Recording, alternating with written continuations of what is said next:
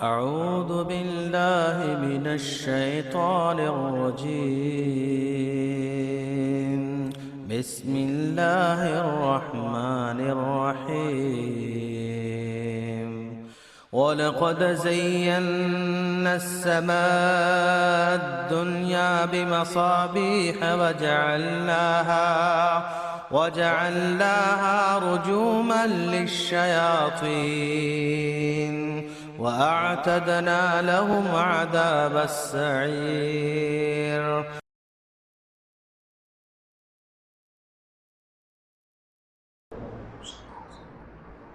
إن الحمد لله نحمده ونستعينه ونستغفره ونعوذ بالله من شرور أنفسنا ومن سيئات أعمالنا. من يهده الله فلا مضل له ومن يضلل فلا هادي له، وأشهد أن لا إله إلا الله وحده لا شريك له، وأشهد أن محمدا عبده ورسوله.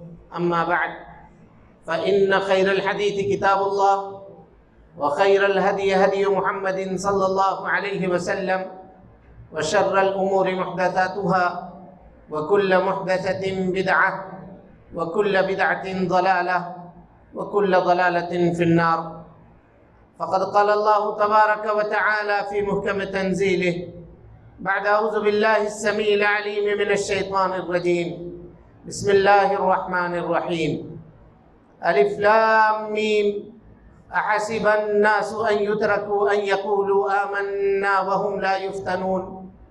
ولقد فتنا الذين من قبلهم فليعلمن الله الذين صدقوا وليعلمن الكاذبين. وقال النبي المصطفى صلى الله عليه وسلم فيما رواه مسلم رحمه الله تبارك وتعالى عن أبي هريرة رضي الله تعالى عنه قال: قال رسول الله صلى الله عليه وسلم: تعوذوا بالله من الفتن. فقال الصحابة: أعوذ بالله من الفتن ما ظهر منها وما بطن، أو كما قال النبي المصطفى صلی اللہ علیہ وسلم.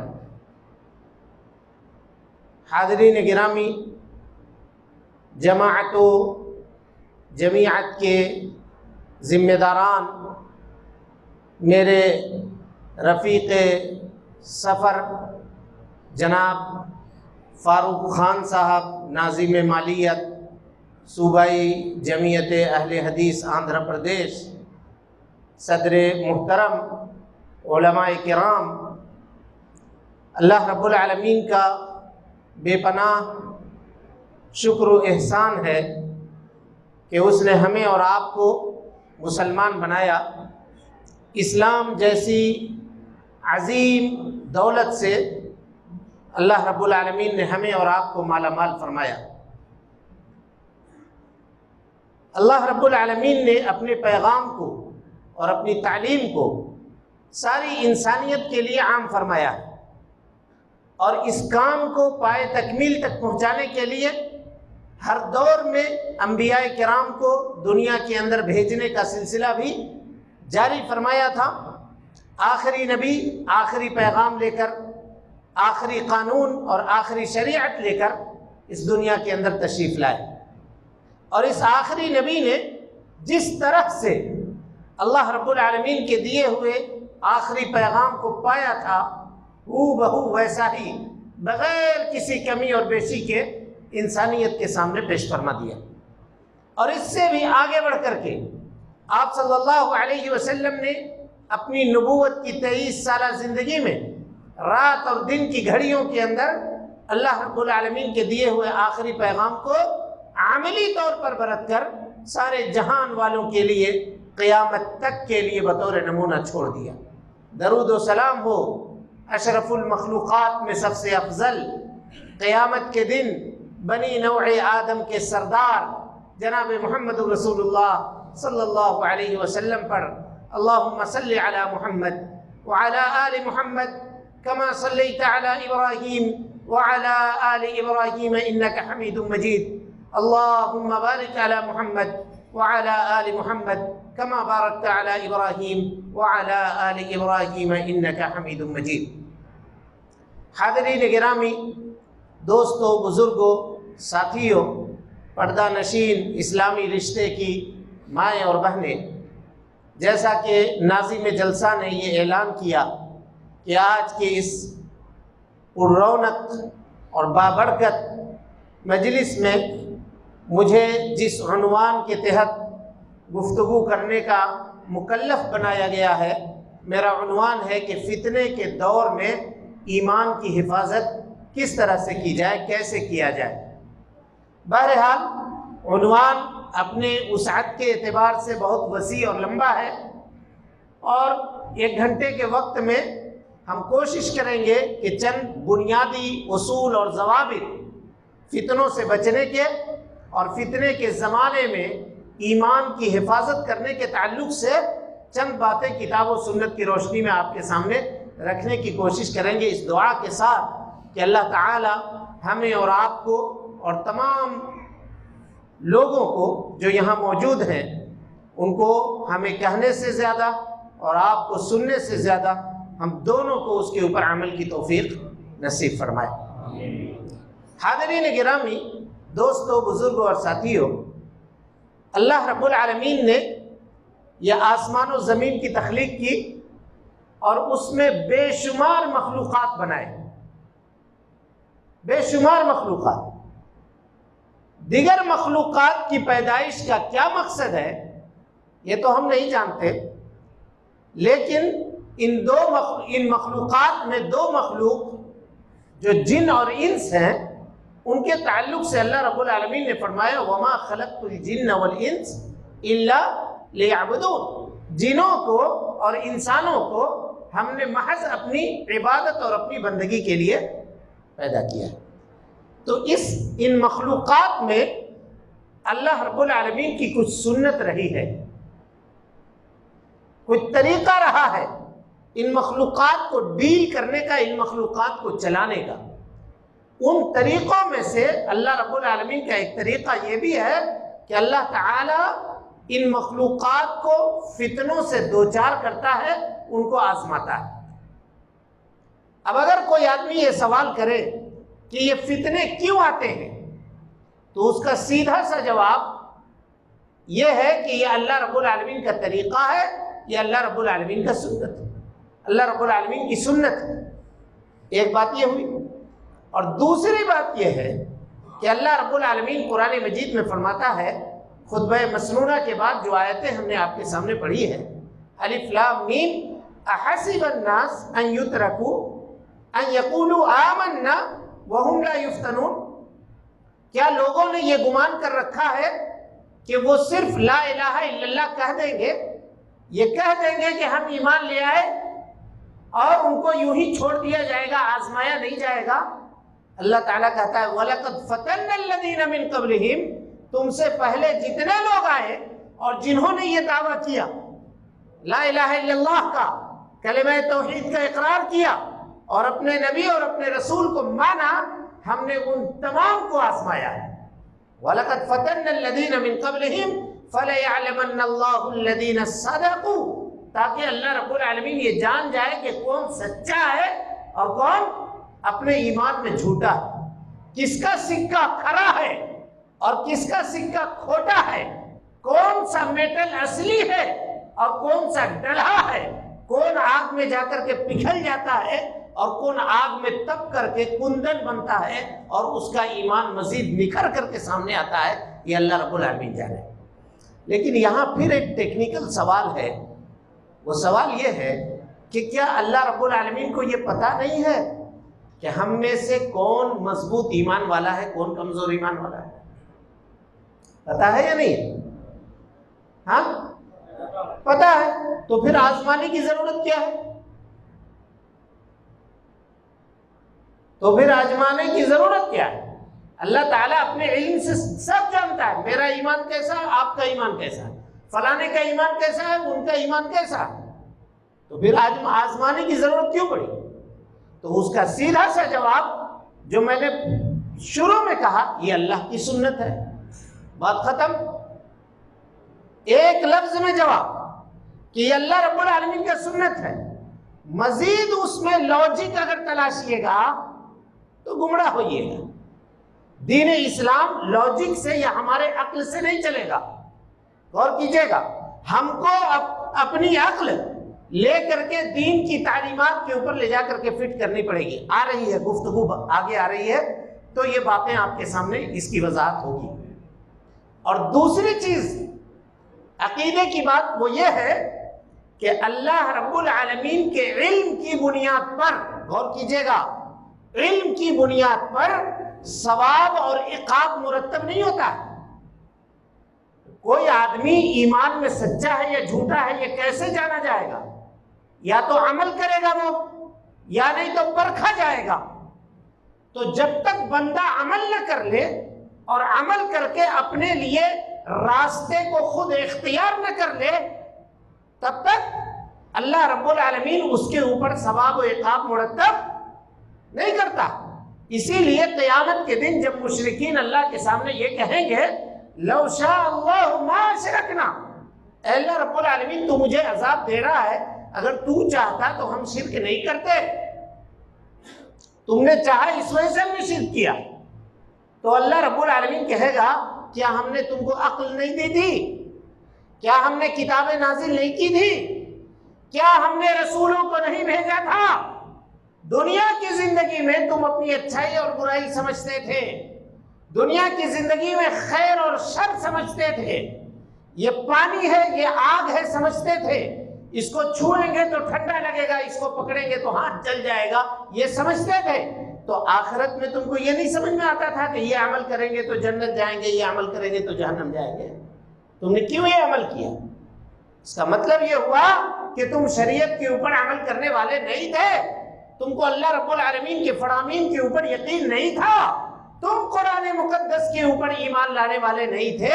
گویا تم نے لا الہ الا اللہ کے تقاضے کو اور لا الہ الا اللہ کے شروط کو پورا نہیں کیا. سمجھ رہے ہیں بات کو؟ تو جواب کیا ہوا؟ جواب یہ ہوا کہ اللہ رب العالمین عمل کروا کے بندے کے سامنے یہ حجت اور دلیل قائم کرنا چاہتا ہے کہ تم نے جنت ہو یا جہنم, یہ راستہ اپنے چوائس سے اختیار کیا ہے, اس کو اختیار کرنے میں تم کو کسی نے مجبور نہیں کیا ہے. یہ ہے فتنہ, اور فتنوں کے روئے زمین پہ اترنے کی یا بھیجنے کی وجہ. ایک تو یہ ہے. دوسری حدیث سنیے اور اپنے ایمان کو تازہ کیجئے, خوش ہو جائیے.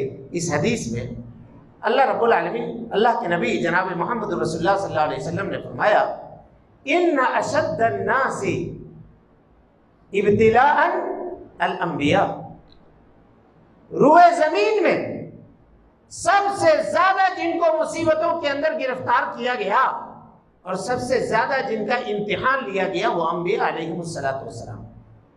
سخت آزمائش انبیاء کی ہوئی. ثم الامثل, پھر امثل, ثم الامثل, پھر جو انبیائی سنت کو اپنانے والا ہوگا, انبیاء کے طریقے کے مطابق جس قدر زندگی گزارنے والا ہوگا, کَيُبْتَلَى النَّاسِ عَلَى حَسْبِ دِينِهِمْ, اللہ رب العالمین آدمی کے دین کے کوالٹی کے کوانٹیٹی کے اعتبار سے اس کو مصیبتوں کے اندر, آزمائش کے اندر گرفتار کرے گا. کیوں کرے گا؟ پھر یہاں سوال ہے. تو حدیث سنیے اور اپنے ایمان کو تازہ کیجئے. جناب محمد رسول اللہ صلی اللہ علیہ وسلم نے فرمایا, ترمذی کی روایت ہے کہ اللہ رب العالمین اگر اپنے کسی محبوب بندے کو جنت میں کوئی اونچا مقام دینا چاہتا ہے, غور کیجئے گا, اور یہ بندہ اتنا عمل نہیں کر سکتا کہ اس مقام تک پہنچے, تو اللہ رب العالمین دنیا کے اندر اس کو مصیبتوں کے اندر گرفتار کرتا ہے, آزماتا ہے, اور صبر کی توفیق دیتا ہے. مصیبت کے اندر گرفتار بھی اللہ کرتا ہے اور صبر کی توفیق بھی دیتا ہے. جب مصیبتوں کے اوپر بندہ صبر کر لیتا ہے تو اللہ رب العالمین صبر کرنے کے نتیجے میں جنت میں وہ اونچا, وہ اعلیٰ مقام اس بندے کو عطا کر دیتا ہے.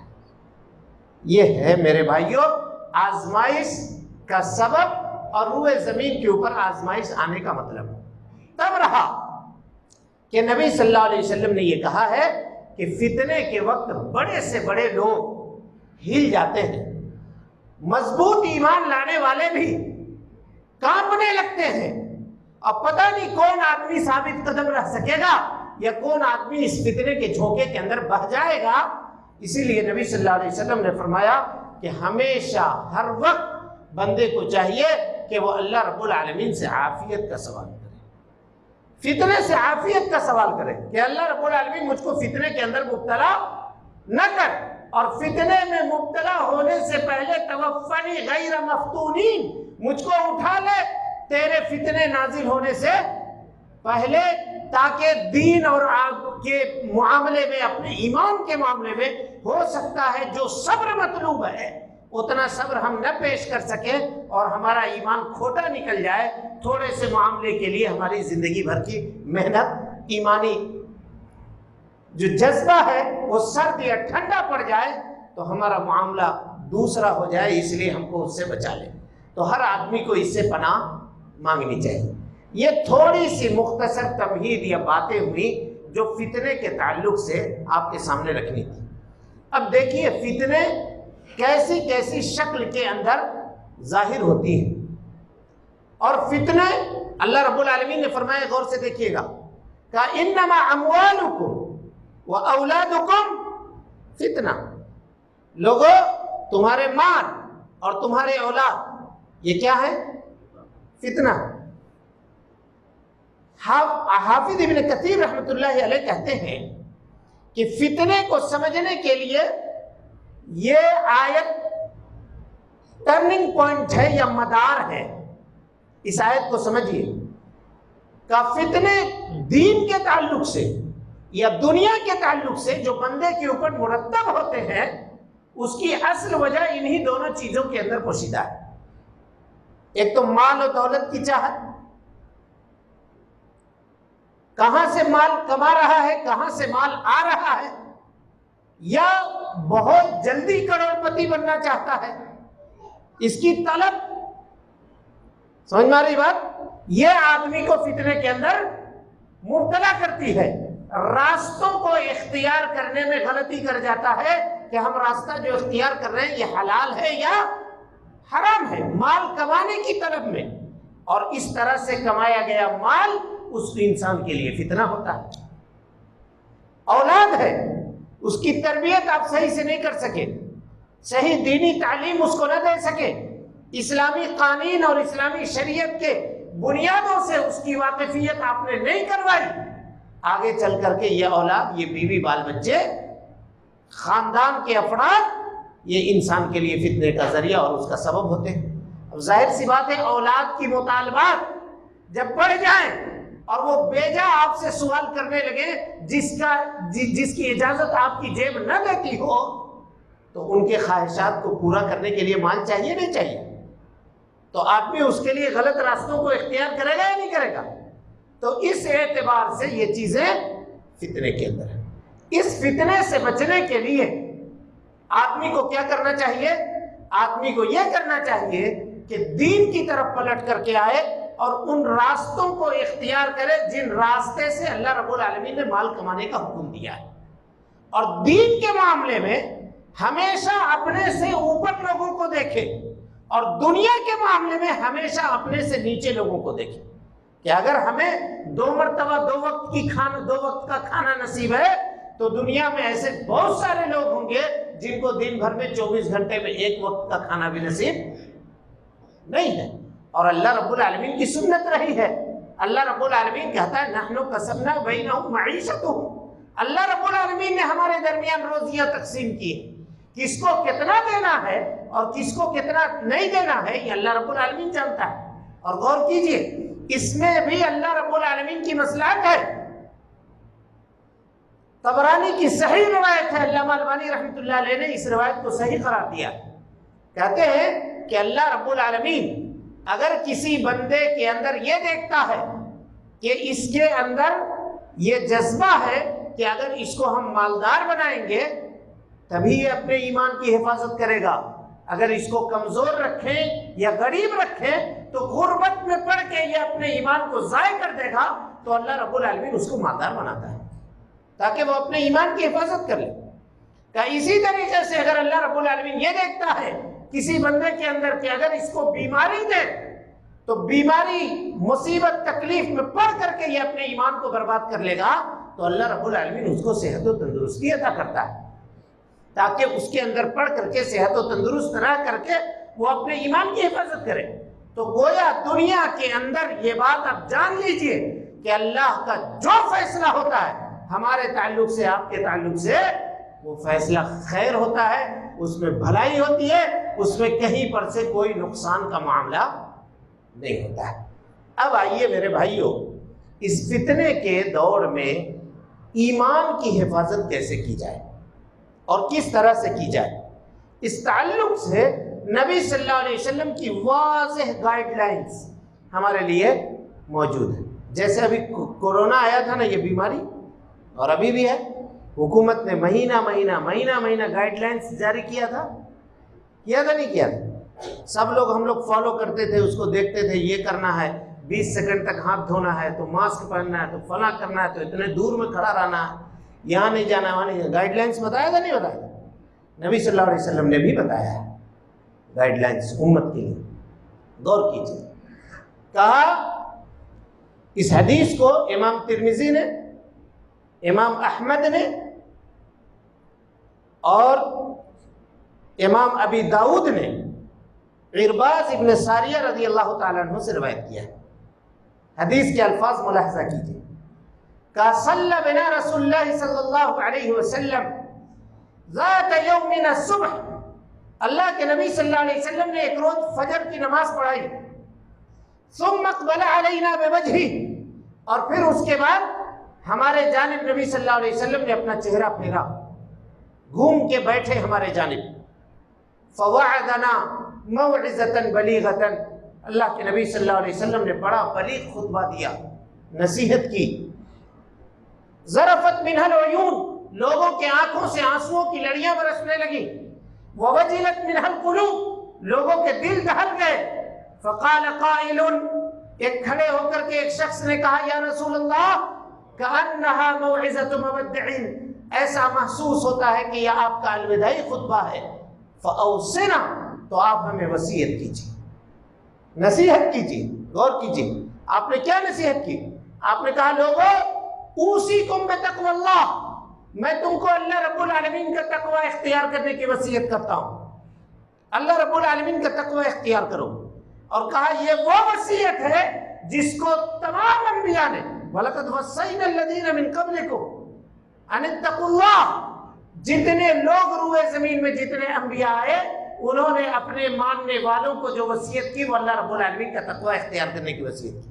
کہ ملاک الامر مخافت اللہ، تمام معاملے کی اصل اور جڑ یہ ہے کہ آدمی اللہ رب العالمین کا خوف کھائے۔ غور کیجیے، کہا اوصیکم بتقوی اللہ، اللہ کا تقوی اختیار کرو، والسمع والطاعہ، اور اپنے امیر کی، اپنے حاکم کی، اپنے حکمراں کی نیک اور بھلائی کی باتوں میں سم و طاعت کرو، اس کی بات مانو۔ اگر امیر، حاکم یا حکمراں اللہ اور اس کے رسول کی نافرمانی کا حکم نہیں دے رہا ہے، قرآن اور حدیث کی مخالف حکم نہیں دے رہا ہے، تو اس کی بات کو مانو، تسلیم کرو۔ اور کہا، اس لیے مانو کہ جو تم میں کا میرے بعد زندہ رہے گا، غور سے الفاظ سنیے، فَإِنَّهُ مَن يَعِشْ مِنْكُمْ بَعْدِي، جو تم میں کا میرے بعد زندہ رہے گا، فَسَيَرَى اخْتِلَافًا كَثِيرًا، وہ امت میں بڑا اختلاف دیکھے گا، جیسا کہ آج ہم اور آپ دیکھ رہے ہیں۔ کوئی ایک مسئلہ نہیں ہے جس کو آپ کہہ سکتے ہیں کہ یہ متفق علیہ مسئلہ ہے، سارے مسائل مختلف ہی ہو گئے، اور ان اختلافات کے دبیز چادروں کے اندر، لوگوں کے اقوال کے اندر اور لوگوں کے بیجا گفتگوؤں کے اندر جناب محمد رسول اللہ صلی اللہ علیہ وسلم کی صحیح حدیث دب کر کے رہ گئی۔ نتیجہ یہ ہوا کہ کچھ لوگوں نے اپنے جائز و ناجائز خواہش کو تکمیل تک پہنچانے کے لیے، چونکہ قرآن مجید کے اندر ان کو تبدیلی اور تحریف کا کوئی راستہ نظر نہیں آیا، تو ویک پوائنٹ انہوں نے اپنی نگاہ میں حدیث مصطفیٰ صلی اللہ علیہ وسلم کو سمجھا اور انہوں نے حدیث مصطفیٰ صلی اللہ علیہ وسلم کو اپنی جولان گاہ بنایا، اور بنانے کے بعد شکوک و شبہات کے دروازے حدیث مصطفیٰ صلی اللہ علیہ وسلم کے اوپر لوگوں کے سامنے کھولنے شروع کیے۔ نتیجہ کیا ہوا؟ نتیجہ یہ ہوا کہ وہ پیشن گوئی جس کو اللہ کے نبی صلی اللہ علیہ وسلم نے 1400 سال پہلے کی تھی، وہ پیشن گوئی سچ ثابت ہوئی۔ آپ نے کہا تھا کہ لوگوں، ایک زمانہ آئے گا، الا یوشک رجل سبحان علی ریکتہ، آدمی اپنا پیٹ بھرتا ہوگا، چاہے جہاں سے بھرے، جہاں سے مال لائے، اور اپنے مسند کے اوپر ٹیک لگا کر کے بیٹھا ہوگا، اور وہ یہ کہے گا فما وجدتم فی کتاب اللہ فاحلوا، اللہ کی کتاب میں جو چیز پاتے ہو اسی کو حلال سمجھو، اور جو چیز اللہ کی کتاب میں حرام ہے اسی کو حرام سمجھو، بس ہمارے اور تمہارے درمیان کتاب اللہ کافی ہے۔ وہ یہ کہے گا یاد رکھو الا انی اوتیت القرآن ومثلہ معہ، میں قرآن دیا گیا ہوں اور قرآن جیسی ایک دوسری چیز دیا گیا ہوں جس کا نام سنت مصطفیٰ صلی اللہ علیہ وسلم۔ بغیر قرآن مجید کے، بغیر سنت مصطفیٰ صلی اللہ علیہ وسلم کے کوئی آدمی قرآن مجید کو سمجھ نہیں سکتا، کوئی آدمی قرآن مجید کے اوپر عمل کر ہی نہیں سکتا۔ اب غور سے دیکھیے معاملے کو، نبی صلی اللہ علیہ وسلم نے فرمایا کہ اللہ کا تقوی اختیار کرو، اور اختلاف امت کے زمانے میں تم میری سنت کو اور خلفائے راشدین کی سنت کو لازم کرو۔ اب آپ کہہ رہے ہیں کہ حدیثوں کے اوپر عمل نہیں کرنا ہے، تو نبی صلی اللہ علیہ وسلم یہاں کس سنت کے اوپر عمل کرنے کی دعوت دے رہے ہیں؟ کوئی بتائے؟ میری سنت کی طرف، یا آپ کی سنت کی طرف، یا کسی زمانے کے رواج کی طرف، یا کسی مولوی کے فتوے کی طرف؟ کس کی سنت کی طرف؟ ذرا یہ بتائیے۔ یہاں ایک ٹیکنیکل بحث سمجھیے تاکہ ان کے شبہات کا ازالہ ہو سکے۔ اصول فقہ میں ایک قاعدہ ہے، قاعدہ یہ ہے کہ علماء بیٹھے ہیں، قاعدہ یہ ہے کہ اللہ رب العالمین کسی بندے کو اس کی طاقت سے زیادہ مکلف نہیں کرتا ہے، قاعدہ ہے۔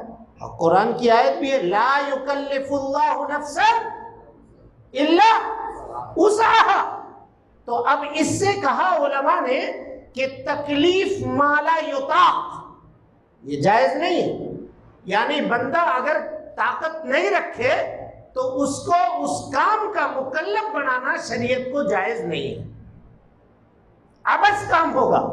مثال آپ کو میں ایک دوں کہ یہاں سے کسی شخص کو میں حیدرآباد بھیجنا چاہوں، نیا آدمی ہو، میرے جیسا کوئی آدمی ہو، آپ مجھ کو بھیج دیں، اب نہ میں یہاں کے گلی سے واقف ہوں، نہ یہاں کے راستے سے واقف ہوں، کہاں جاؤں گا میں؟ اگر آپ راستہ نہ بتائیں گے، دلالت نہ کریں گے، وضاحت نہ کریں گے تو میں جاؤں گا کہاں؟ کیا میں عمل کر سکتا ہوں؟ یہ میرے لیے تکلیف مالا یطاق ہوگا۔ آپ نے مجھ کو اس کام کا مکلف کیا جو کام میں نہیں کر سکتا تھا۔ اب اس کی وضاحت سنیے کیسے۔ اللہ رب العالمین نے قرآن مجید میں کہا، کوئی شخص اگر آئے ہمارے پاس فتویٰ لینے کے لیے کہ مولوی صاحب مردار حلال ہے اسلام میں یا حرام؟ حلال ہے کہ حرام بھائی؟ مردار حرام ہے، اور اسی طریقے سے خون حلال ہے کہ حرام؟ حرام ہے، نہیں کھا سکتے اس کو، ٹھیک ہے۔ اب یہ کہیے کہ سنت پہ عمل نہیں کرنا، صرف قرآن پہ عمل کرنا ہے، صرف قرآن پہ۔ جیسا کہ لوگ آج شبہات پیدا کرتے ہیں کہ ہمارے لیے صرف قرآن کافی ہے، تو قرآن کی آیت آپ اٹھائیے، اللہ رب العالمین کہتا حرمت علیکم المیتہ والدم، اللہ رب العالمین نے تمہارے اوپر حرام کیے مردار کو، اور تمہارے اوپر حرام کیا کس کو؟ خون کو حرام کر دیا۔ واضح مل گیا، حکم مل گیا صاف، کوئی کنفیوژن نہیں ہے، ٹھیک۔ کل وہ آدمی اگر اپنے ایک ہاتھ میں مچھلی لے کر کے اور ایک ہاتھ میں کلیجی یا تلی لے کر کے آپ کے سامنے آ جائے اور کہے کہ مولوی صاحب باپ دادا کے زمانے سے یہ مچھلی کھاتے آ رہے تھے تو حرام کھا رہے تھے، بولیے بھائی، بولیے، کہاں سے آئے گا یہ حکم؟ یہ حکم کہاں سے آئے گا؟ کہاں سے آئے گا؟ بولیے بھائی۔ حدیث سے، نبی صلی اللہ علیہ وسلم کی سنت سے، اور بغیر نبی صلی اللہ علیہ وسلم کی سنت اور آپ صلی اللہ علیہ وسلم کی وضاحت کے قرآن مجید کی آیت ہم سمجھ نہیں سکتے، اس کے اوپر عمل کرنا ناممکن ہوگا۔ تو جب اس پہ عمل کرنا ناممکن ہوگا تو اللہ ناممکن کام کا حکم اپنے بندے کو کیوں دے گا؟ جب آپ ناممکن کام کا حکم نہیں دے سکتے تو کیا اللہ رب العالمین نعوذ باللہ بیکار ہے کہ وہ بیکار چیزوں کا حکم دے؟ افحسبتم انما خلقناکم عبثا، کیا اللہ نے تم کو بیکار پیدا کیا ہے؟ اللہ رب العالمین کا کوئی کام بیکار ہے؟ جب ہم کوئی کام اپنی جانب سے بیکار نہیں کرنا چاہتے تو ہم اللہ کے بارے میں یہ الزام لگاتے ہیں کہ وہ یہ کام بیکار کرے گا۔ اچھا چلیے، کہتے ہیں کہ مولوی صاحب دیکھیے، ہم سب حدیثوں کے انکار کی بات نہیں کر رہے ہیں، ہم صرف انہی حدیثوں کو مانیں گے جن کا ذکر اشارہ اور کنایہ میں قرآن مجید کے اندر موجود ہے۔ اگر اشارہ اور کنایہ میں قرآن مجید کے اندر ان حدیثوں کا تذکرہ نہیں ہے تو ہم ان حدیثوں کو نہیں مانیں گے۔ کہتے ہیں نہیں کہتے؟ یہ شبہ ہے یا نہیں ہے منکرین کی جانب سے، جو لوگ حدیثوں کا انکار کرتے ہیں ان کی جانب سے؟ ایک آیت دیکھیے قرآن مجید کی سورۃ الحشر کی آیت ہے۔ اللہ رب العالمین فرماتا ہے اس آیت میں، ما آتاکم الرسول فخذوہ وما نہاکم عنہ فانتہوا، جو کچھ اللہ کے نبی صلی اللہ علیہ وسلم تم کو دے رہے ہیں، ماں جو ہے یہ لفظ ماں عربی زبان میں قرآن مجید میں سورہ حشر میں فرمایا ما آتاکم الرسول فخذوہ وما نہاکم عنہ فانتہوا، اللہ کے نبی صلی اللہ علیہ وسلم جو کچھ تم کو دے رہے ہیں، جو کچھ، ماں، یہ لفظ ماں اس کو کہتے ہیں عام، کلمہ عام کہتے ہیں۔ عام کا مطلب جو کچھ، چاہے دین کا معاملہ ہو یا دنیا کا معاملہ، کوئی چھوٹا معاملہ ہو یا کوئی بڑا معاملہ، جو کچھ دیں اس کو لے لو۔ فخذوہ وما نہاکم، اور جس سے اللہ کے نبی صلی اللہ علیہ وسلم روکے، منع کرے، اس سے رک جاؤ، اس کے اوپر عمل مت کرو۔ وما نہاکم عنہ فانتہوا، اس سے رک جاؤ۔ یہ اللہ رب العالمین نے قرآن مجید میں کہا۔ حافظ ابن کثیر رحمۃ اللہ علیہ کہتے ہیں کہ اس آیت کے نازل ہو جانے کے بعد، غور کیجئے گا، اس آیت کے نازل ہو جانے کے بعد قرآن مجید کے یا نبی صلی اللہ علیہ وسلم کے حدیثوں کے لیے قرآن مجید کی کسی آیت کو تلاشنے کی ضرورت نہیں ہے۔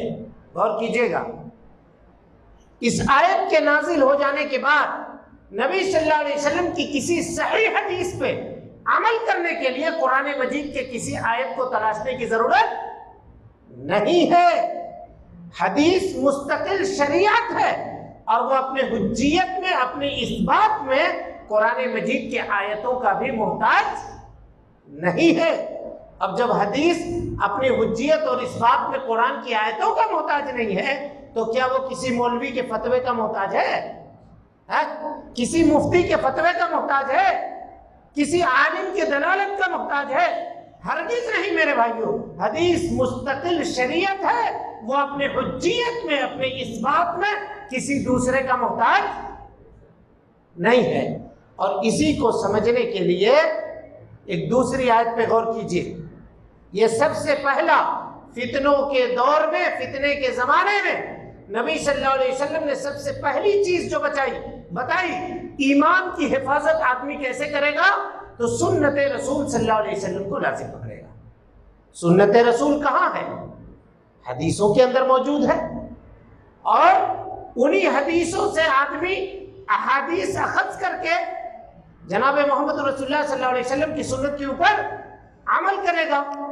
اب اگر ان حدیثوں کو ڈیمیج کر دیا جائے، جیسا کہ ہم نے آپ کو مثال سے سمجھایا اور بتایا تو گویا کہ آپ قرآن مجید کو بھی ڈیمیج کرتے ہیں، اس کے اوپر قرآن مجید کو بھی ناقابل عمل بنانا چاہتے ہیں، ناقابل عمل بنانا چاہتے ہیں۔ اور وہ کیسے؟ آپ باتیں آ رہی ہیں آگے آپ کے سامنے۔ ابھی دیکھیے اللہ رب العالمین قرآن مجید کی بڑی مشہور آیت ہے، آپ ہمیشہ ان آیتوں کو سنتے ہوں گے، جانتے ہوں گے۔ ان کو یہ کہا جائے کہ نہیں چلیے تو پھر نبیوں کے بھیجنے کا کیا مقصد ہے، یا عام طور پہ ان کے سوالات ہوتے ہیں، نبیوں کے بھیجنے کا کیا مقصد ہے، یا پھر نماز اور روزے یا جنازے کے طریقے جو ہیں یہ ہم نے کس سے سیکھا؟ تو وہ یہ کہتے ہیں کہ ہم نے سیکھا ہے اپنے باپ دادا سے، ہمارے باپ دادا سے قدیم زمانے سے یہ چیزیں نقل ہوتی چلی آ رہی ہیں اور ہم اس کو مان رہے ہیں۔ ان کے اس دعوے کی حقیقت کو دیکھیے، اللہ رب العالمین کیا فرماتا ہے، غور کیجئے گا۔ یا ایھا الذین آمنوا، اے ایمان لانے والو، اطیعوا اللہ و اطیعوا الرسول و اولی الامر منکم، اے ایمان لانے والو اللہ کی اطاعت کرو، اللہ کے رسول کی اطاعت کرو اور اولی الامر کی اطاعت کرو۔ اولی الامر سے کون مراد ہے؟ اولی الامر سے مراد علماء ہیں، اولی الامر سے مراد حکام ہیں، اولی الامر سے مراد بادشاہ ہیں، اولی الامر سے مراد سلاطین ہیں، امیر ہیں۔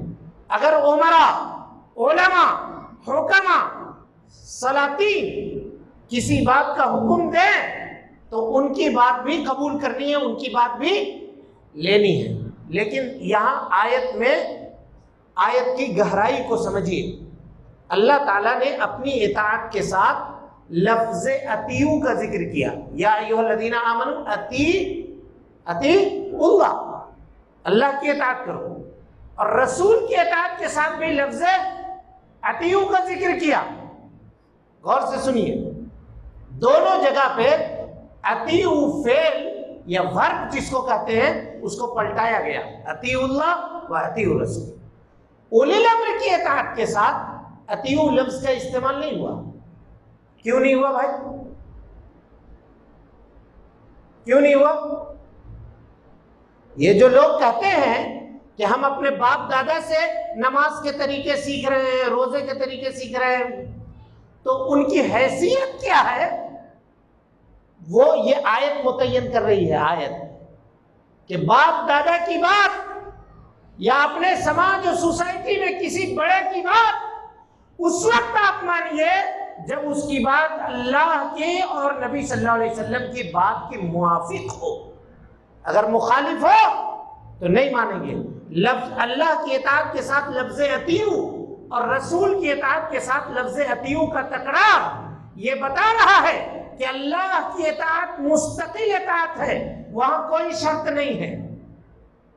اللہ کی بات آ گئی، آمنا صدقنا، دائیں بائیں دیکھیے گا، ایمان کی خیر منائیے۔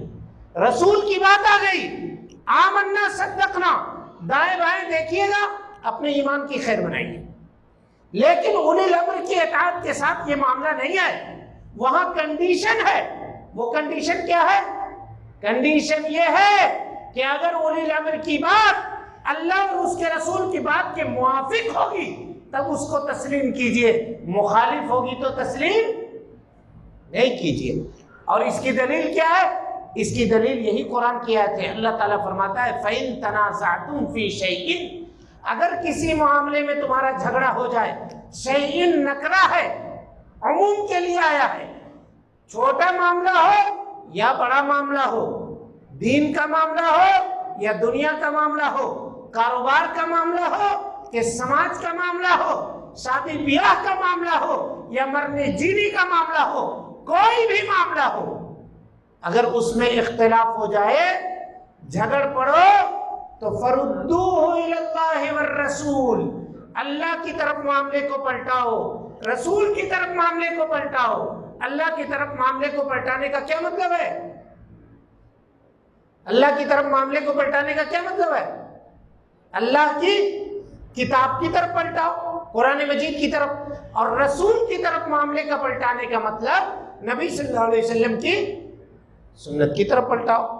جب نبی صلی اللہ علیہ وسلم موجود تھے تو صحابہ کرام اپنے اختلافی مسائل اور اپنے نزاعی معاملات کو حل کرنے کے لیے نبی صلی اللہ علیہ وسلم کے پاس جاتے تھے، پہنچتے تھے۔ اب آپ جب آپ صلی اللہ علیہ وسلم نہیں ہیں تو رسول کی طرف معاملے کے پلٹانے کا کیا مطلب ہوگا کہ آپ صلی اللہ علیہ وسلم کی سنتوں کی طرف پلٹا۔ اور کہتے ہیں کہ اللہ تعالیٰ نے قرآن کی حفاظت کی ذمہ داری تو لی ہے لیکن حدیث کی حفاظت کی ذمہ داری نہیں لی۔ قرآن کی حفاظت کی ذمہ داری میں حدیث مصطفیٰ کی حفاظت کی ذمہ داری شامل ہے۔ کیسے شامل ہے بتاؤں؟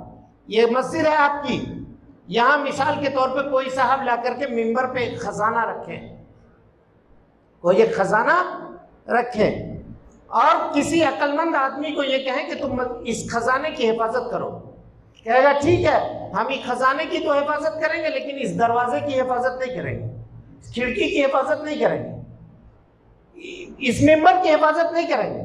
تو کیا مطلب ہے؟ بھائی خزانے کی حفاظت دروازے سے تو ہوگی، کھڑکی سے تو ہوگی، تالے سے تو ہوگی۔ کوئی کہ خزانے کی حفاظت کریں گے لیکن خزانہ جہاں رکھا ہوا اس تالے کی حفاظت کی ذمہ داری میری نہیں ہے۔ کوئی چور آ کر کے یہ تالا توڑ کے لے گیا تو ہم ذمہ دار نہیں ہوں۔ ارے بھائی تو پھر تم کیسے حفاظت کر رہے ہو؟ کیا حفاظت کر رہے ہو خزانے کی؟ اگر حدیث قرآن مجید کریم ہے تو حدیث مصطفیٰ صلی اللہ علیہ وسلم اس کو سمجھنے کا ذریعہ ہے۔ اللہ تعالیٰ فرماتا ہے اقیم الصلاۃ، نماز پڑھو۔ کب نماز پڑھو؟ ہاں ٹھیک ہے قرآن میں ذکر ہے وَارْكَعُوا مَعَ الرَّاكِعِينَ، رکوع کرو، وَاسْجُدُوا مَعَ السَّاجِدِينَ، سجدہ کرو، فَاسْجُدُوا لِلَّهِ وَاعْبُدُوا، قُومُوا لِلَّهِ قَانِتِينَ، کھڑے ہو کر کے نماز پڑھو۔ سب ذکر ہے لیکن بتائیے پہلے سجدہ کریں کہ پہلے رکوع کریں؟ پہلے کھڑے ہو جائیں کہ پہلے تشہد میں بیٹھ جائیں؟ پہلے سلام پھیریں کہ پہلے تکبیر تحریمہ کہیں؟ اس کا ذکر کہاں ہے؟ کون بتائے گا اس کا ذکر؟ حدیث مصطفیٰ صلی اللہ علیہ وسلم۔ میرے بھائیوں جب ہم نے دین اسلام کو، کچھ چیزیں ایسی ہوتی ہیں جو لاجک سے پرے ہوتی ہیں، اور شریعت اگر لاجک کے اوپر فٹ کیجیے گا تو ایسے ہی گمراہ ہوئیے گا، ایسے ہی گمراہ۔ یہ جب سے کم پڑھے لکھے لوگوں کا معاملہ شروع ہوا کہ انہوں نے اپنے زانوے تلمس کو کسی بڑے عالم کے سامنے تہ نہیں کیا، بیٹھا نہیں، اور دو چار اردو کی، تیلگو کی، عربی کی، اردو کی، تیلگو کی اور انگلش کی کتابیں پڑھ کر کے جب یہ فتویٰ دینے کے میدان میں آگے اتر گئے تو اسی طرح سے انہوں نے گمراہ کرنا شروع کیا، امت کو برباد کرنا شروع کیا۔ اور گمراہ کیسے کیا دیکھیے، سب سے پہلے انہوں نے یہ کیا کہ جو بڑے عالم تھے عوام الناس کے ذہن کو ان بڑے عالموں سے متنفر کر دیا۔ اس سے علم مت سیکھو، اس سے علم مت سیکھو، اس کو نہیں معلوم ہے تو وہ بادشاہ کا مولوی ہے، تو وہ سرکاری مولوی ہے، تو وہ فلانے مولوی ہے، سب مولوی بیکار ہے، خالی یہی دوگو عربی کی اردو کی کتاب پڑھ کر کے یہی سب سے بڑا مولوی ہے، یہی سب سے بڑا دیندار۔ سوچیے اور سمجھیے، یہ کیا تاکہ یہ عوام، کیونکہ فرمایا تھا، حسن بصری نے کہا تھا لوگوں فتنے کے زمانے میں علماء کے دامن کو مت چھوڑنا، علماء کی مجلسوں کو مت چھوڑنا، کیونکہ یہ علماء ہیں جو فتنوں کو سمجھتے ہیں، اور جب فتنہ آ کے اپنا کام کر کے نکل جاتی ہے، ایمان لوٹ کے نکل جاتی ہے، تب آدمی سمجھتا ہے کہ رے یہ تو فتنہ تھا، لیکن اب سمجھ کر کے کیا ہوگا، اب سمجھ کر کے کیا ہوگا؟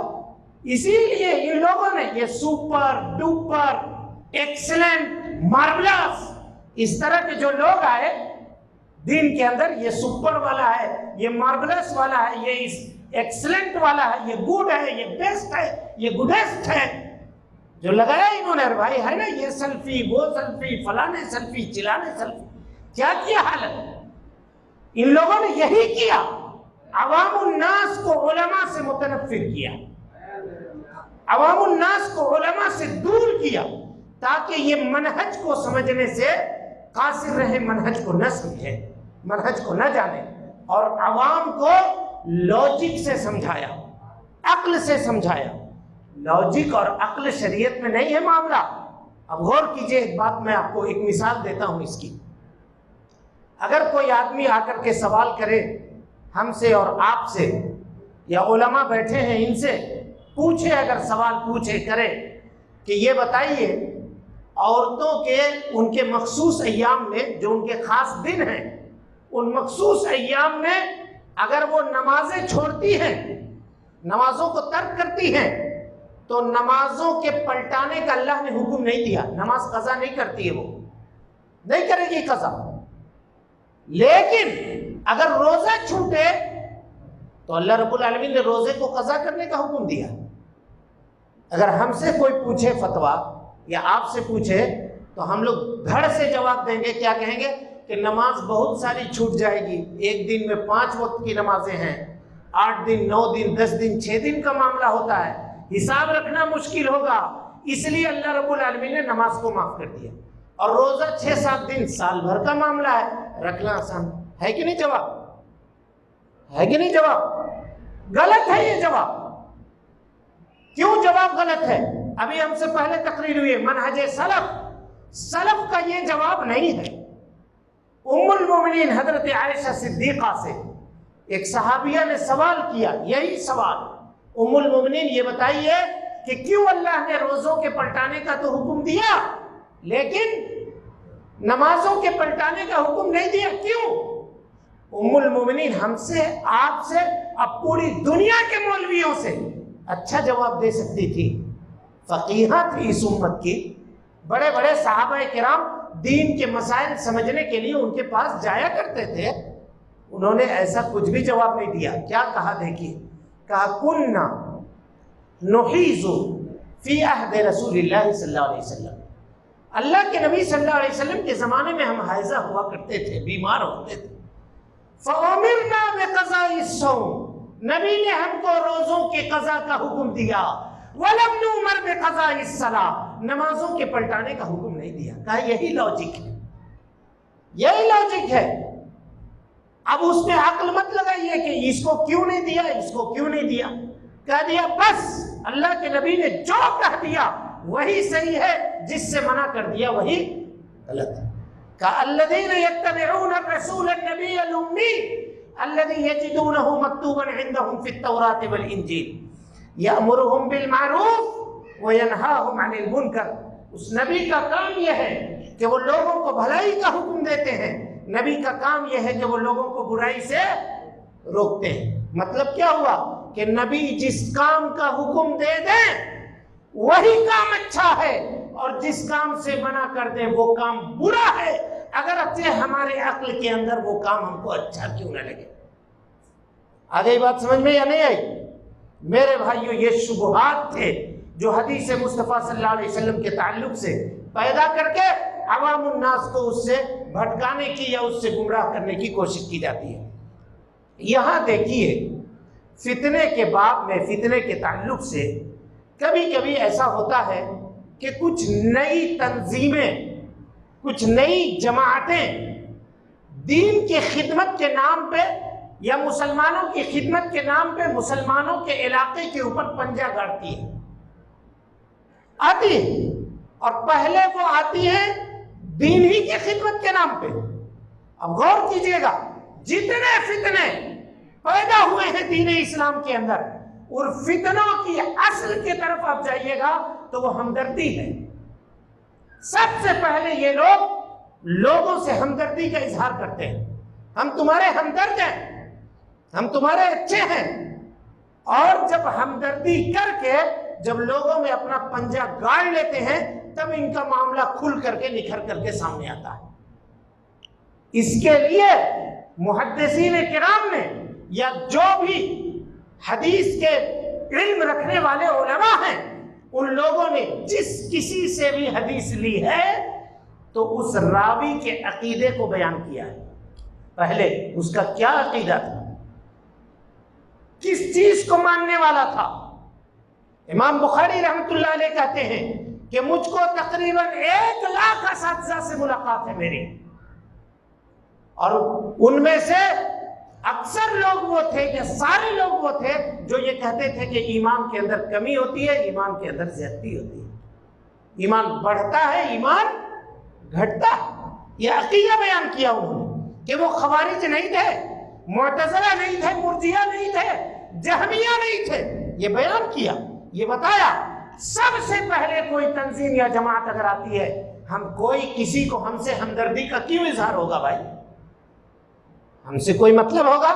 آپ اس کے عقیدے کو معلوم کیجیے، کیا عقیدہ ہے، کیا منہج ہے، ایجنڈا کیا ہے، تمہارا موٹو کیا ہے، کس منہج کو لے کر آئے ہو، کیا کام کرنا چاہتے ہو، یہ پتہ کیجیے۔ اور میرے بھائیوں، اس گئے گزرے زمانے کے اندر ہمارے پاس عمل کا کوئی ذخیرہ نہیں ہے۔ جو کچھ ہے ہم کتاب و سنت والوں کے پاس، وہ ہمارا توحید ہے، یہی ہے بس۔ اس کے نتیجے میں اگر اللہ رب العالمین بخش دے تو اللہ کا فضل اور اس کا احسان ہوگا۔ کسی کو بھی، کسی کس و ناکس کو اپنے توحید کے اس علم میں گھس بیٹھنے کی اجازت مت دیجیے، کسی قیمت پہ اس کو داخل ہونے کی اجازت مت دیجیے کہ تو ہمارے دین کو، تو ہمارے اسلام کو، تو ہمارے شریعت کو پراگندہ نہیں کر سکتا ہے۔ یہ سب سے پہلی چیز تھی میرے بھائیوں، علیکم بسنتی، کہ میری سنت کے اوپر عمل کرنا تم، یہ گفتگو آئی۔ اس کے بعد میرے بھائیوں، فتنے کے زمانے میں، چونکہ وقت اب ختم ہو رہا ہے، پھر بھی ہم کوشش کریں گے کہ پوائنٹ ٹو پوائنٹ چند باتیں آپ کے سامنے رکھیں۔ فتنوں کے زمانے میں آدمی کو ہمیشہ اللہ رب العالمین سے اچھی امید رکھنی چاہیے، اچھا گمان رکھنا چاہیے اللہ رب العالمین، کبھی بدگمان نہیں ہونا چاہیے اللہ رب العالمین سے، یہ جان لیجیے۔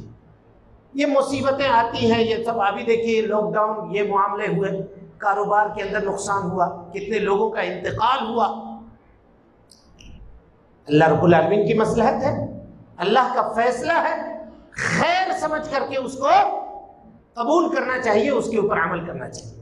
اللہ کے نبی جناب محمد رسول اللہ صلی اللہ علیہ وسلم نے فرمایا کہ بندہ جیسا مجھ سے گمان کرتا ہے، میں اس کے ساتھ ویسے ہی معاملہ کرتا ہوں، جیسا گمان کرتا ہوں۔ انا عند الظن بعبدی بی، میں اپنے بندے کے گمان کے پاس ہوں، اگر صحیح گمان کیا تو صحیح، اگر برا گمان کیا تو برا۔ اس سلسلے میں اللہ رب العالمین فتنے کے وقت میں اگر اللہ سے اچھی امید رکھی ہے تو اللہ رب العالمین کیسے مدد کرتا ہے، اس کی ایک بات بتا کے میں پھر گفتگو کو آگے لے کر کے بڑھتا ہوں۔ یہ زمزم کا پانی جو ہم اور آپ پیتے ہیں ابھی، اس کو پینے وقت کبھی آپ نے تصور کیا، کبھی سوچا کہ یہ پانی آیا کہاں سے؟ یہ آزمائش کا نتیجہ ہے، یہ پانی اللہ نے آزمایا تھا حضرت ابراہیم کو، کئی برس میں بڑھاپے میں پہنچ گئے تھے، تب ایک بیٹا ہوا، حکم ہوا کہ اس کو لے جا کر کے چھوڑیے حرم کے میدان، چھوڑ دیجیے۔ بچے کو لے جا کر کے چھوڑا، رکھا، اور واپس پلٹ کر کے جانے لگے۔ بیوی پوچھتی ہے، سوال کرتی ہے، کہاں جا رہے ہو؟ چھوٹا بچہ ہے، میں اکیلی عورت ہوں، اس کو چھوڑ کر کے اس میدان میں کہاں جا رہے ہو بھائی؟ ٹھہرو، رکو۔ کوئی جواب نہیں دے رہے ہیں، کچھ بھی نہیں کہہ رہے ہیں۔ پیچھے سے آ کر کے دامن پکڑتی ہے، کہتی کیا اللہ نے کہا ہے ایسا کرنے کے لیے، چھوڑنے کے لیے؟ میری مائیں اور بہنیں اگر سن رہی ہو تو اس بات کو سنیں غور سے، کہ اللہ نے کہا ہے؟ کہاں اللہ نے؟ اس عورت کا گمان دیکھیے اللہ کے اوپر، یہی گمان ہونا چاہیے مصیبت اور پریشانی اور فتنے کے وقت ایک بندے مومن کا۔ اس عورت نے کہا اذن لا یضیعن اللہ، جائیے، اللہ تعالیٰ ہم کو کبھی بھی ضائع نہیں کرے گا، اللہ تعالیٰ کبھی ہم کو برباد نہیں کرے گا۔ اطمینان سے انہوں نے شوہر کو رخصت کیا، چلے گئے حضرت ابراہیم۔ چند دنوں کے بعد وہ دانا پانی سب کچھ ختم ہو گیا، کچھ بھی نہیں ہے، پیاس کے مارے دودھ بھی خشک ہے، بچہ بلک رہا ہے، رو رہا ہے، اور اماں ہاجرہ پانی کے تلاش میں صفا سے لے کے مروہ تک، مروہ سے لے کے صفا تک دوڑ رہی ہے، ایڑیاں اٹھا اٹھا کر کے دیکھ رہی ہیں کہ کہیں کوئی پرندہ نظر آ جائے، کہیں پانی کا ایک قطرہ نظر آ جائے، بچے کی جان تو کم سے کم بچ جائے۔ اتنی محنت سے، اتنی مشقت سے یہ بچہ حاصل ہوا ہے۔ اللہ اکبر، آپ غور کیجئے گا، آزمائش ایسی ہوتی ہے، کس طرح سے آزمائش ہوئی اور کیسے ہوئی؟ اللہ نے جبرائیل کو بھیجا اور اس عورت کے گمان کو اس کے عقیدے کو اماں ہاجرہ کے اللہ نے کیسے سچ کیا ہے یہ سمجھیے. آئے جبرائیل اور انہوں نے پر ماری یا ایڑی ماری, پانی زمزم کا چشمہ پھوٹ نکلا اور اماں ہاجرہ نے خود پیا. نبی صلی اللہ علیہ وسلم کہتے ہیں کہ اللہ رب العالمین رحم کرے اماں ہاجرہ کے اوپر کہ انہوں نے پانی کو روک لیا, جمع کر لیا. اگر نہیں جمع کرتی وہ تو پوری دنیا میں یہ زمزم کا چشمہ بہ جاتا. اس میں بھی اللہ کی کوئی مصلحت ہے. اگر پوری دنیا میں زمزم کا پانی بہتا تو حاجی صاحب جو گیلن لے کے آتے ہیں اس کی کون عزت کرتا ہے؟ کون پوچھتا اس کو؟ بولیے بھائی. ارے ہر رات اگر شب قدر ہوتی تو شب قدر کی اہمیت کیا ہوتی؟ ہر دن اگر جمعہ کا دن ہوتا تو جمعہ کے دن کی اہمیت کیا ہوتی؟ سمجھ میں آ رہی بات نہیں؟ اس میں بھی اللہ رب العالمین کی مصلحت ہے. بہرحال مورخین لکھتے ہیں, تمام مورخین, کہ تقریباً یہ واقعہ 5000 سال پہلے کا ہے. زمزم کا یہ واقعہ کب کا ہے؟ 5000 سال پہلے. اب بتائیے 5000 سال سے کسی کنویں کو دیکھا ہے چل رہا ہو, جاری ہو؟ اور کیسا کنواں ہے غور کیجئے گا. 1399 میں شاہ خالد نے اس میں جدید اس کنویں کی صفائی کروائی اور اس میں جدید موٹر لگوایا. 1 منٹ میں 1400 لیٹر. کتنا؟ 1 منٹ میں 1 منٹ میں 1400 لیٹر زمزم کا پانی نکلتا ہے. اور 24 گھنٹہ تک موٹر چالو رہتا ہے. نہ پانی نیچے گیا کہ اتنا نیچے گیا کہ موٹر کو زبردستی کھینچنے کی ضرورت پڑ رہی ہو, اور نہ پانی اتنا اوپر آ گیا کہ مکہ کے گلیوں میں بہہ گیا. جو پانی ہے وہ اتنا ہی ہے, نہ گھٹتا ہے نہ بڑھتا. کہاں سے ہوا؟ خالی زمزم پینے وقت یہ خیال مت رکھیے, اس عورت کے گمان کو بھی یاد کیجئے جس نے یہ کہا تھا کہ اللہ ہم کو کبھی ضائع نہیں کرے گا, اور اللہ رب العالمین نے ضائع نہیں کیا. اور وہ ام المومنین, وہ حضرت ہاجرہ اور حضرت اسماعیل, یہ مکہ کے بنیاد کی پہلی عید تھے. اللہ رب العالمین نے اس کے ذریعے سے اس شہر کو آباد کیا جہاں آج خانہ کعبہ ہے, جہاں ہم اور آپ حج کرنے کے لیے جاتے ہیں. میرے بھائیوں, مصیبت, پریشانی, دکھ اور تکلیف میں کبھی آزردہ خاطر نہیں ہونا چاہیے. اللہ رب العالمین سے شکایت نہیں کرنی چاہیے. کچھ لوگ ایسے ہوتے ہیں کہ غریب غربت میں زندگی گزری. ابن قیم رحمۃ اللہ علیہ نے مدارج السالکین کے اندر اس کو لکھا ہے. غربت میں زندگی گزری, مانگتے رہے اللہ سے کہ اللہ دولت دے دے, دولت دے دے. غریب تھے, بچے ہوئے, بچے جب کمانے لگے تو اللہ نے دولت کی ریل پیل کر دی گھر میں, چاروں طرف سے مال آنے لگا. اب وہ بوڑھا شخص اپنے آخری وقت میں اللہ سے شکایت کر جاتا ہے. کیا کہتا ہے؟ کہا کہ اللہ تعالیٰ اب فرصت ملی تم کو روزی دینے کی ہے, اب جب ہم کھانے کے لائق نہ رہے, اب جب میٹھا کھا سکتے ہیں نہ کھٹا کھا سکتے ہیں, تو اب روزی دے رہے ہو. حافظ ابن قیم رحمۃ اللہ علیہ کہتے ہیں کہ خبردار خبردار, کبھی یہ جملہ اپنی زبان سے مت نکالنا. اللہ رب العالمین آزما رہا ہے تم کو, وہ جانتا ہے کہ تمہارے دل میں ایمان مکمل نہیں ہے. یہی تو تمہاری منافقت تمہاری زبان پہ اللہ لانا چاہتا تھا, اس وجہ سے آخری وقت میں تم کو اس نے دولت سے نوازا. اللہ کس طرح سے مسائل اور کس طرح کی آزمائش کی چکی ہوتی ہے, اس کو آدمی غور کرے, اس کو سمجھنے کی کوشش کرے. اسی لیے اللہ کے نبی صلی اللہ علیہ وسلم نے کہا کہ آزمائش سے اے اللہ رب العالمین ہم کو بچا کر کے رکھ. میرے بھائیوں, اور تیسری بات, مصیبت اور پریشانی کے وقت, آزمائش کے وقت آدمی کو صبر کرنا چاہیے, کیونکہ صبر کرنے میں نجات ہے. صبر اگر آدمی نہ کرے, آفات کے وقت, بلیات کے وقت, فتنوں کے وقت, تو وہ ہلاک ہو جائے گا, فتنوں میں پڑ جائے گا. اور اسی طریقے سے چوتھی چیز, فتنے کے وقت میں اپنی زبان پہ لگام رکھنی چاہیے. اپنی زبان پہ لگام رکھنی چاہیے. ہر کوئی واٹس ایپ فیس بک کا زمانہ ہے, کوئی ایک نیا چورن پڑیا رات کو 12 بجے جاگتے ہوئے ڈال دیتا ہے, اس میں شیئر کر دیا, اور صبح صبح دیکھیے سب مفتی سب دیکھنا شروع کرے گا 7 بجے سے، یہ کمنٹ ہے کمنٹ ہے کمنٹ ہے، یوں ہے یوں ہے۔ جس کو دین کے دال کے بارے میں پتہ نہیں ہے وہ یا کا فتویٰ دے رہا ہے، داغے جا رہا، نہیں اس میں ایسا ہونا چاہیے، اس میں ایسا ہونا چاہیے۔ یہی ہے گمراہی کا اصل سبب۔ کوئی آدمی چپ رہنا ہی نہیں چاہتا، ہر کوئی چاہتا ہے کہ ہم بولیں ہم بولیں ہم بولیں۔ ارے بھائی تو بولنے کے لیے کچھ پڑھو گے کہ 2-4 کو اردو کی کتاب پڑھ کر کے اور 2-4 کو گوگل پہ دیکھ کر کے؟ علم وہ ہے جو آدمی کے سینے میں محفوظ ہو۔ کتاب میں علم تو رکھا ہوا، کوئی بھی چاہے کھول کر کے دے کے فتویٰ دے سکتا ہے، تو پھر 8 سال 9 سال مدرسے میں جا کے کھپنے کی کیا ضرورت ہے؟ ایک بچہ ہے جو کھیل رہا ہے، جا کے پوچھیے مولویوں سے ان کو کیا تکلیف اٹھانی پڑتی ہے 8 سال 7 سال کی اس زندگی کے اندر، اور آپ چاہتے ہیں کہ آپ بستر کے اوپر آرام بھی رہیں، سوتے بھی رہیں، اور فتویٰ دینے کا حق بھی آپ کو حاصل ہو۔ آپ نہ شریعت کا علم جانتے ہیں، نہ کتاب و سنت کے بارے میں معلوم ہے، نہ حدیثوں کے صحیح اور ضعیف، نہ قرآن مجید کی آیتوں کے ناسخ اور منسوخ ہونے کا علم ہے، اور آپ کہتے ہیں کہ ہم فتویٰ دیں گے۔ ہر کس و ناکس فیس بک واٹس ایپ ہونے کے بعد مفتی بن گیا اور فتویٰ دینا شروع کیا۔ نتیجہ کیا ہوا؟ نتیجہ یہ ہوا کہ وہ خود گمراہ ہوا۔ کہا کہ لوگوں، آخری جب زمانہ آئے گا تو وہ زمانہ ایسا ہوگا جہاں اللہ رب العالمین علم کو اٹھا لے گا، علم کو اٹھا لے گا۔ پوچھا لوگوں نے کہ اللہ کے رسول صلی اللہ علیہ وسلم علم کیسے اٹھے گا؟ کیا اللہ تعالیٰ کتابوں کو اٹھا لے گا؟ کہا نہیں،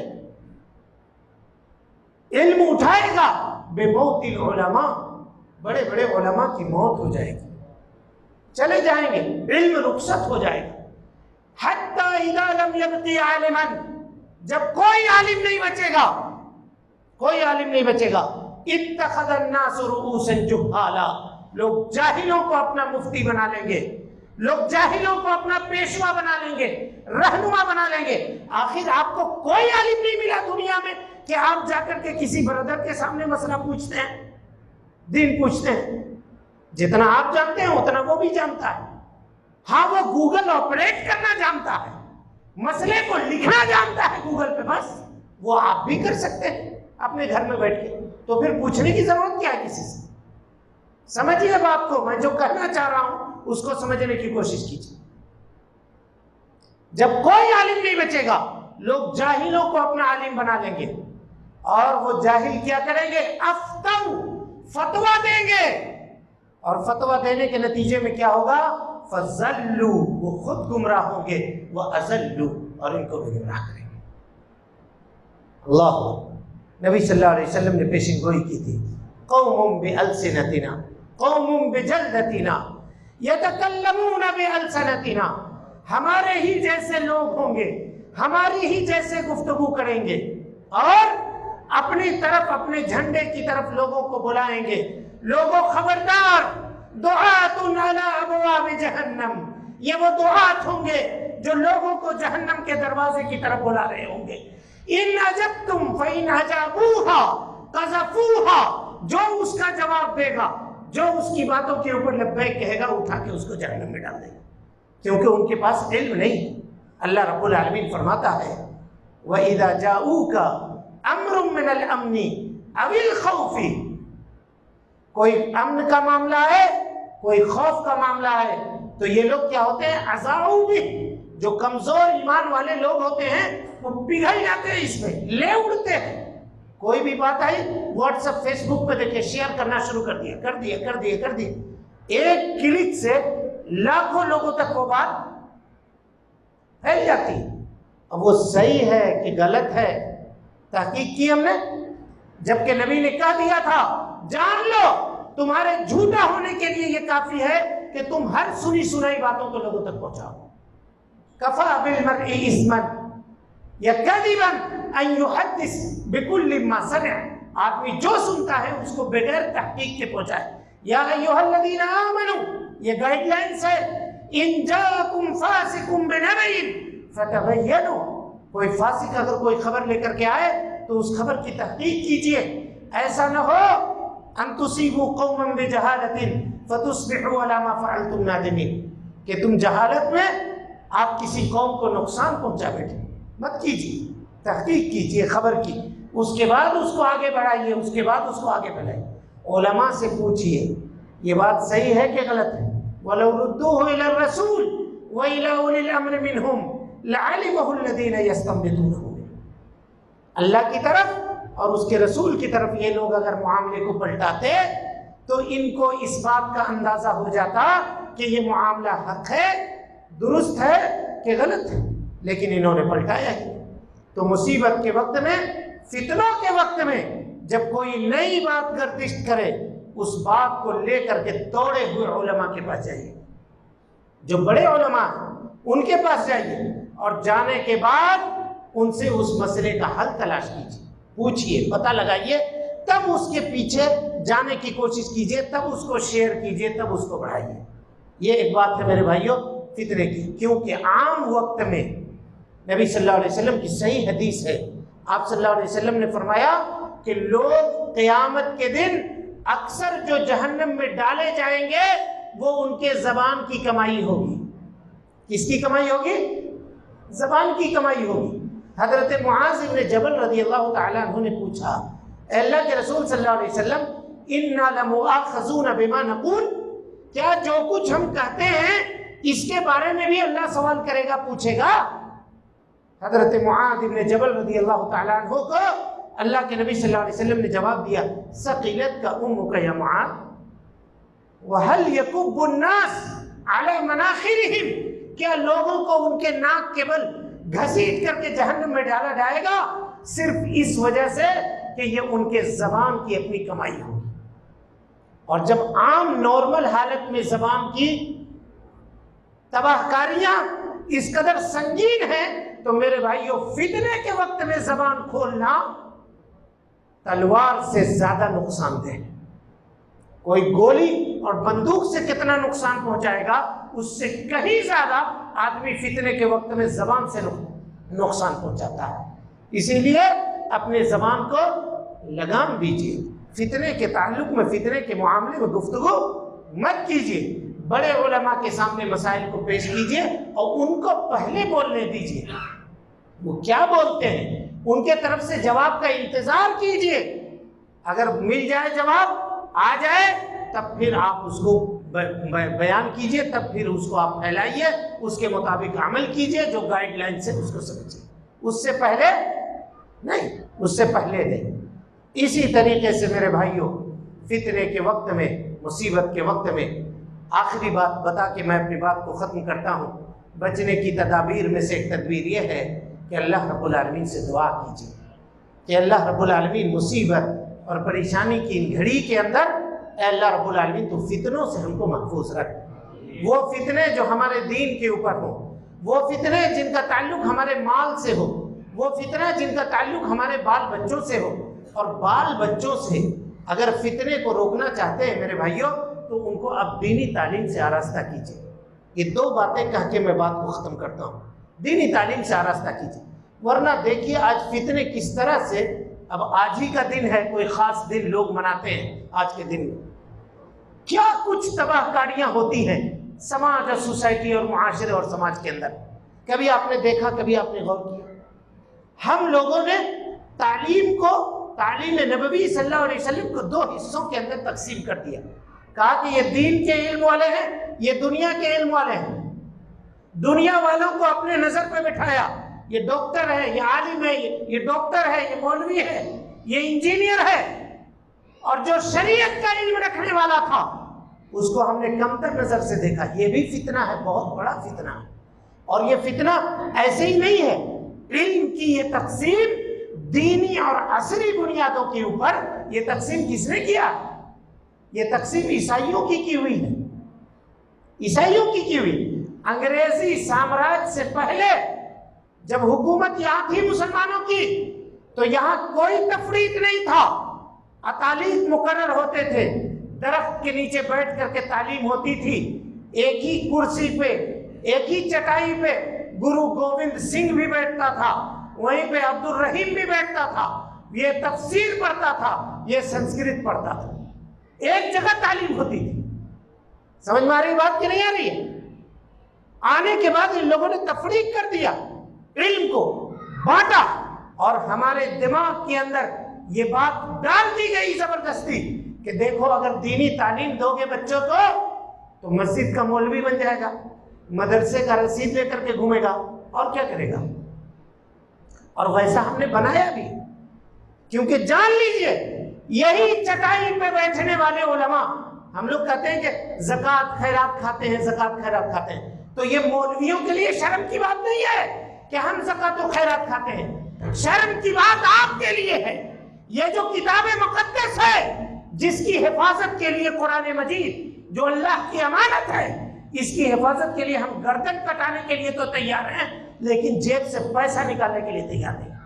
شرم کی بات یہ ہمارے لیے نہیں ہے، آپ کے لیے شرم کی بات ہے کہ آپ قرآن مجید کی حفاظت زکوٰۃ سے کرتے ہیں، قرآن مجید کی حفاظت فطرے سے کرتے ہیں. کوئی آدمی اپنا ہدیہ دے کر کے یا اپنی راس المال گاڑی کمائی دے کر کے قرآن کی حفاظت نہیں کر سکتا ہے. ہم خالی زبانی دعویٰ کرتے ہیں قرآن سے محبت کی، زبانی دعویٰ کرتے ہیں شریعت سے محبت کی، لیکن جب پیسہ خرچہ کرنے کا معاملہ آ جائے تو جیب سے ہاتھ نکلتا نہیں ہے باہر. غور کیجیے. اور اس کے بعد بھی چونکہ ہم اس سماج میں رہنے والے ہیں جس سماج کو علماء سے متنفر کرنے کے لیے ایک لمبا وقت صرف کرایا گیا، لگایا گیا. آخر ان بچوں کو اگر مدرسے کے اندر بھیجا جاتا ہے تو وہاں یہ تعلیم دی جاتی ہے مدرسے میں کہ جھوٹ بولنا گناہ ہے، مومن کبھی جھوٹا نہیں ہو سکتا. اللہ کے نبی صلی اللہ علیہ وسلم نے جھوٹ بولنے سے منع کیا ہے، اللہ رب العالمین نے جھوٹ بولنے سے منع کیا ہے. یہ تعلیم دی جاتی ہے. اور یہی آپ کسی مشنری اسکول میں اپنے 3 سال کے بچے یا بچی کو بھیجتے ہیں، وہ کیا پڑھتا ہے وہاں؟ وہ پڑھتا ہے سنڈریلا، وہ پڑھتا ہے کنگ لیئر. کنگ لیئر کون ہے؟ کنگ لیئر ایک سپہ سالار ہے جو بادشاہ کے بیوی سے عشق کرتا ہے اور رنگ رلیاں مناتا ہے. 3 سال کے بچے کو جب یہ تعلیم دی جائے گی، سنڈریلا کون ہے؟ ایک لڑکی ہے 3 سال کی جو اپنے ماں سے جھوٹ بول کر کے اپنے گھر سے باہر جاتی ہے. جب 3 سال کی عمر میں آپ نے بچی کو یا بچے کو جھوٹ بولنے کی تعلیم دے دی تو وہ بڑا ہو کر کے ڈے نہیں منائے گا، یا بچی ڈے نہیں منائے گی تو اور کیا منائے گی؟ کیا منائے گی؟ بولیے بھائی، کیا منائے گی؟ کبھی ہم نے اہتمام کیا؟ مولوی صاحب اگر درس کا اہتمام کرتے ہیں مسجد میں عشاء کے بعد یا فجر کے بعد کوئی حدیث پڑھ کے سناتے ہیں، کسی کو فرصت نہیں ہوتی ہے کہ 10 منٹ 24 گھنٹے میں سے بیٹھ کر کے دے دے، بھاری لگتا ہے. کسی دن اگر 5 منٹ زیادہ کر دیا تو کیا مولوی صاحب آپ ہر روز زیادہ یہ کرتے ہیں؟ تو کاہے کا مسلمان بھائی؟ کس طرح کے مسلمان ہیں؟ خالی زبان کے؟ جب ہم دین کو سمجھیں گے نہیں، علماء کے سامنے اپنے زانو تلمس کو طے نہیں کریں گے، علماء کے سامنے بیٹھیں گے نہیں، مسائل کا حل نہیں جانیں گے، تو ہم کیسے مسلمان ہیں؟ ہم دین سے محبت کا بھی دعویٰ کرتے ہیں اور دین کے بارے میں کچھ نہیں جانتے ہیں. اگر ہم آپ سے پوچھیں، ہم کسی مسجد میں جتنے لوگ بیٹھے ہوئے ہیں اگر پوچھیں کہ فلاں کرکٹر کب پیدا ہوا، کب سنچری منایا، کتنے ہاف سنچری منایا، سب بتائیے گا. آپ لوگ جو کرکٹ کے شوقین ہوں گے بتائیں گے نہیں بتائیں گے؟ نبی صلی اللہ علیہ وسلم کے والدہ کا اصلی نام کیا تھا؟ نبی صلی اللہ علیہ وسلم کے نانا کا کیا نام تھا؟ آپ کے دادا کا اصل نام کیا تھا؟ آپ کب پیدا ہوئے؟ بولیے. خالی زبانی دعویٰ محبت کا. بولیے. نبی کا نام آتے ہی جھوم جائیں گے اور آپ کا فرمان آتے ہی گھوم جائیں گے. ہم یہ مسلمان ہیں، ہم ایسے مسلمان. اگر حقیقی مسلمان ہوتے تو اگر نبی سے محبت کا دعویٰ ہے تو نبی کی زندگی کے بارے میں نہیں سمجھتے، نبی کی زندگی کے بارے میں علم حاصل نہیں کرتے، نبی کی سیرت کو نہیں جانتے کہ آپ کب پیدا ہوئے، کب نبی بنائے گئے، کتنی سال کی زندگی آپ نے گزاری دنیا کے اندر، کہاں کہاں دعوت و تبلیغ کی، کیا کیا مشکلات سے آپ کو دوچار ہونا پڑا، کب ہجرت کی، کب آپ کو معراج ہوئی، نماز کی فرضیت کب ہوئی، زکوٰۃ کی فرضیت کب ہوئی، یہ اتنی تعلیمات تو کم سے کم ایک مسلمان کو رکھنا ضروری ہے کہ نہیں ہے؟ بولیے بھائی، کہ یہ بھی مولوی کا کام ہے، وہی پڑھے گا؟ ہاں، تو پھر دوسرے لوگوں میں اور ہم لوگوں میں فرق کیا رہ گیا؟ ہم لوگوں کے یہاں بھی جنازہ کے لیے بلایا جاتا ہے مولوی صاحب کو، اور ان کے یہاں بھی سرات کے لیے بلایا جاتا ہے پنڈت جی کو، جو بخش دیتے ہیں، بخشواتے ہیں۔ سیم تو چل رہا ہے، پیرلل معاملہ دونوں طرف سے۔ چنانچہ میرے بھائیوں، فتنے کے وقت میں ضروری ہے کہ اپنے نوجوانوں کو، ان کے اوپر گارجین شپ کو مضبوط کیا جائے، ان کو جمع کیا جائے ایک جگہ، دین کی تعلیم کے لیے ان کو اکٹھا کیا جائے، ان کے لیے دورات کا اہتمام کیا جائے، خصوصاً دورات شریعہ، تعلیم بالغان، اس طرح کی چیزوں کا اہتمام کیا جائے تاکہ وہ نوجوان کتاب و سنت کی تعلیم سے آراستہ ہو سکیں، صحیح اور غلط کو پرکھنے کا کچھ تھوڑا بہت تمیز جان سکے، حدیثوں کے بارے میں اور نبی صلی اللہ علیہ وسلم کی سیرت کے بارے میں کچھ جان سکے، کچھ سیکھ سکے۔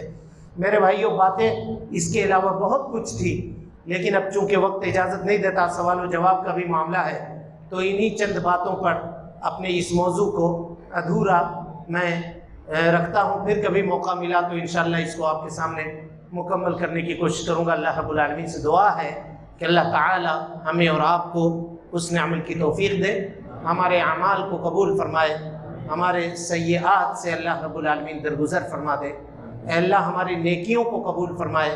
اے اللہ مسلمان مردوں کی اصلاح فرما دے۔ اے اللہ مسلمان عورتوں کی اصلاح فرما دے۔ اے اللہ مسلمان نوجوانوں کی اصلاح فرما دے۔ اے اللہ نوجوان مرد و عورتوں کی اصلاح فرما دے۔ اے اللہ ہم تمام مسلمانوں پر رحمت کی چادر کو عام فرما دے۔ اے اللہ رب العالمین جو پریشان حال ہیں ان کی پریشانی کو دور فرما دے۔ اے اللہ جو بیمار ہیں ان کی بیماری سے ان کو شفاء کاملہ عاجلہ عطا فرما دے۔ اے اللہ رب العالمین قوم و سماج کی وہ بیٹیاں جو رشتے کی منتظر ہیں، اے اللہ رب العالمین ان کا بہترین جوڑا لگوا دے۔ اے اللہ جو ہم میں سے قرض دار ہیں ان کے قرضوں کو ادا کر دے، جب تک زندہ رکھ، دین اسلام پہ زندہ رکھ، اور جب اٹھا ایمان پہ اٹھا۔ اقول قولی ھذا واستغفر اللہ لی ولکم ولسائر المسلمین من کل ذنب وخطیئۃ فاستغفروہ انہ کان للأوابین غفورا۔